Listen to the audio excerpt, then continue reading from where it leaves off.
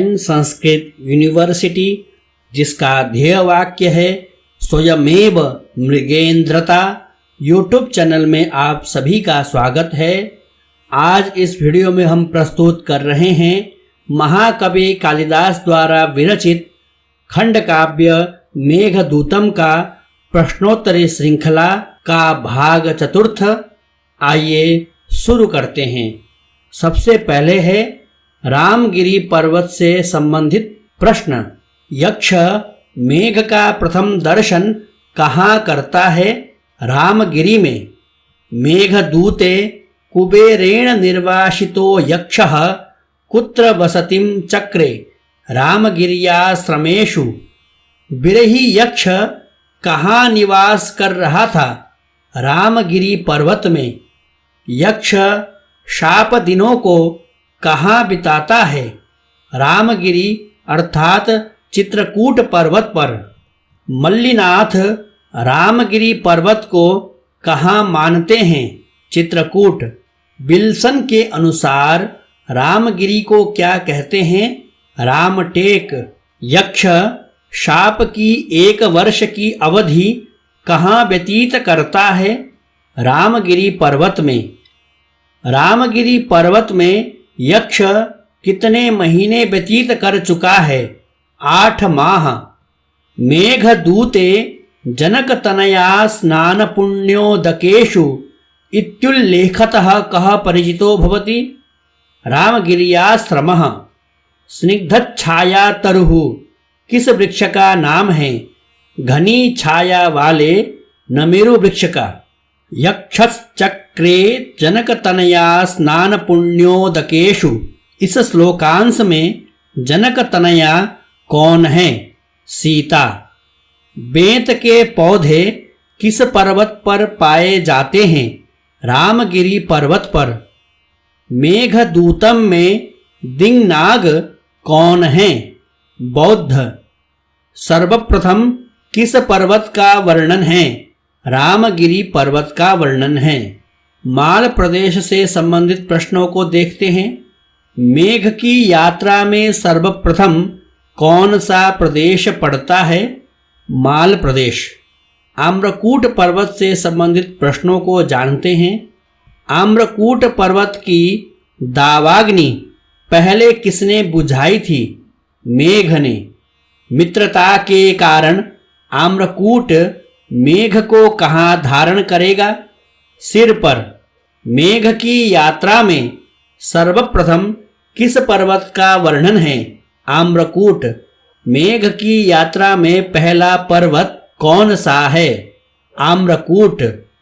बादल सर्वप्रथम जाकर किस पर्वत पर वर्षा करता है? आम्रकूट। विंध्याचल पर्वत से संबंधित प्रश्नों को जानते हैं। रेवा अर्थात नर्मदा नदी किस पर्वत के पठार में बहती है? विंध्य के पठार में। नर्मदा नदी किसकी तलहटी में बहने वाली नदी है? विंध्याचल की तलहटी में बहने वाली नदी है। रेवा नदी अर्थात नर्मदा नदी से संबंधित प्रश्नों को जानते हैं। मेघदूतम में सर्वप्रथम किस नदी का उल्लेख आता है? रेवा अर्थात नर्मदा नदी का उल्लेख आता है। रेवा नदी का वर्तमान नाम क्या है? नर्मदा। विंध्य के पठार में कौन सी नदी बहती है? रेवा अर्थात नर्मदा नदी।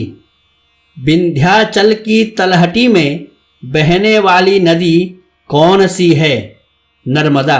विंध्याचल के तट पर बहने वाली कौन सी नदी है? रेवा अर्थात नर्मदा नदी। मेघ के मार्ग में मिलने वाली प्रथम नदी थी रेवा अर्थात नर्मदा। किसका जल हाथियों के मदों से सुगंधित तथा जामुन के कुंजों से अवरुद्ध है? नर्मदा का। मेघदूतम में मेघ को किस नदी से जल ग्रहण करने की सलाह दी गई है? नर्मदा अर्थात रेवा नदी से। यक्ष मेघ को किस नदी का जल ग्रहण करने की सलाह देता है? रेवा नदी का। दशार्ण प्रदेश से संबंधित प्रश्नों को जानते हैं। संपत्स्यन्ते कतिपय दिनस्थायी हंसाः दशार्णाः। यहाँ दशार्णाः क्या है? एक देश। रेवा नदी को पार करके मेघ पहुँचता है। दशार्ण देश। 10 दुर्गों का प्रदेश किसे कहा जाता है? दशार्ण को। विदिशा जो दशार्ण की राजधानी है, उससे संबंधित प्रश्नों को हम जानते हैं। विदिशा किस नदी के तट पर स्थित है? बेतवा नदी के तट पर स्थित है। बेत्रवती नदी के तट पर स्थित कौन सा प्रदेश है? विदिशा। किस नदी की उपमा भ्रूभंग युक्त नायिका से की गई है? बेत्रवती की। दशार्ण की राजधानी क्या थी? विदिशा। बेतवा नदी कहाँ बहती थी? विदिशा में। मालवा के भिलसा नामक स्थान को क्या माना जाता है? विदिशा। विदिशा नगरी में कौन सी नदी है? वेत्रवती। वेत्रवती के किनारे किसका पुष्प खिलता है? कुटुज का। नीचैः पर्वत जो विदिशा में स्थित है, उससे संबंधित प्रश्नों को जानते हैं। विदिशा में मेघ कहाँ ठहरता है? नीचैः पर्वत पर।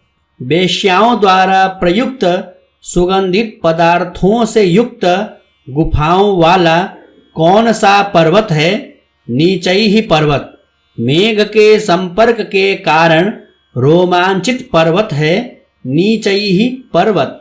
निर्विंध्या नदी जो कि उज्जैनी जाते हुए रास्ते में पड़ता है, उससे संबंधित प्रश्नों को जानते हैं। स्त्रीणामाद्यं प्रणयवचनं विभ्रमो हि प्रियेषु। यह पंक्ति किस नदी से संबद्ध है? निर्विंध्या नदी से संबद्ध है। उज्जयिनी जाते समय मेघ मार्ग में किससे मिलता है? निर्विंध्या नदी से। निर्विंध्या अपनी भंवर रूपी नाभि किसे दिखाती है? मेघ को। नाभि युक्त नदी कौन सी है? निर्विंध्या। सिंधु नदी से संबंधित प्रश्न को जानते हैं। मेघ के विरह में कौन सी नदी कृश हो गई है? सिंधु नदी। अवंती प्रदेश से संबंधित प्रश्नों को जानते हैं। मेघदूतम में किस राजा का उल्लेख मिलता है? उदयन का। अवंती में किसकी कथा प्रचलित है? वत्सराज उदयन की। उदयन किस देश का राजा था? वत्स देश का। उदयन कहाँ के राजा थे? वत्स देश के। उज्जयिनी जो कि अवंती की राजधानी है, उससे संबंधित प्रश्नों को जानते हैं। दिवह कांतिमत खंडम किसका विशेषण है? उज्जयिनी का। मेघदूते कस्याः नगर्याः वर्णनम अस्ति? उज्जयिन्याः। मेघ का मार्ग कहाँ जाते समय टेढ़ा होगा? उज्जयिनी में। देदीप्यमान स्वर्ग का टुकड़ा किसे कहा गया है? उज्जयिनी को। विशाला किसे कहा गया है? उज्जयिनी को। उदयन ने प्रद्योत की पुत्री वासवदत्ता का अपहरण कहाँ किया था? उज्जयिनी में। प्रद्योत का स्वर्णमय ताड़ वृक्षों का वन कहाँ था? उज्जयिनी में। इंद्र ने नीलगिरी नामक हाथी किसको दिया था? प्रद्योत को। प्रद्योत के हाथी का नाम क्या है? नीलगिरी। उज्जयिनी के महल की छत पर कौन रात्रि व्यतीत करता है? मेघ। पूर्व मेघ में कालिदास किस नगरी का सर्वोत्कृष्ट वर्णन करते हैं? उज्जयिनी का। अवंतिका की राजधानी क्या थी? उज्जयिनी। वक्रः पंथा यदपि इति संकेतेन का नगरी ज्ञाता भवति उज्जयिनी। मेघदूतम में यक्ष वक्रः पंथा यदपि भवतः कहकर मेघ से किस नगरी में जाने का अनुरोध करता है उज्जयिनी। रास्ता टेढ़ा होने के बाद भी यक्ष मेघ को उत्तर की ओर ले जाकर किसका दर्शन कराना चाहता है उज्जयिनी का। मेघदूतम के अनुसार उज्जयिनी में किसका सुप्रसिद्ध मंदिर है महाकाल का। क्षिप्रा नदी के तट पर स्थित महाकाल का मंदिर किस नगरी में अवस्थित है उज्जयिनी में। उज्जयिनी में स्थित शिवलिंग का क्या नाम है महाकाल। उदयन या वासवदत्ता की प्रेम कथाएं कहाँ कही जाती हैं उज्जयिनी में। नामोक्ष्यन्ते त्वयि मधुकरश्रेण दीर्घान कटाक्षान में दीर्घान कटाक्षान से किसकी ओर संकेत किया गया है उज्जयिनी की नायिकाओं की ओर।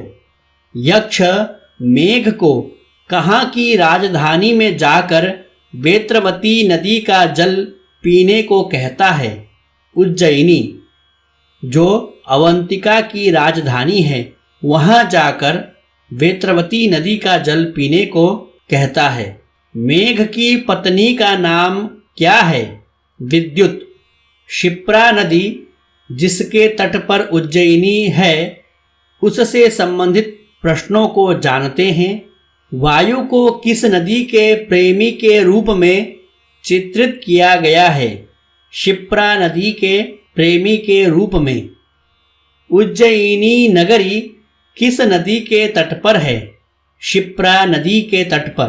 गंधवती नदी जो महाकाल के उद्यान समीप में बहती है उससे संबंधित प्रश्नों को जानते हैं।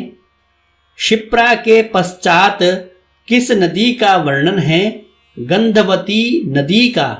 महाकाल का उद्यान किस नदी के समीप था गंधवती नदी के समीप महाकाल का उद्यान था। इस प्रकार इस वीडियो में मेघदूतम का प्रश्नोत्तरी श्रृंखला का चतुर्थ भाग संपन्न होता है। अब हम आगे के वीडियो में मेघदूतम का प्रश्नोत्तरी श्रृंखला का पंचम भाग में मिलते हैं। तब तक के लिए विदा लेते हैं। धन्यवाद। नमस्कार।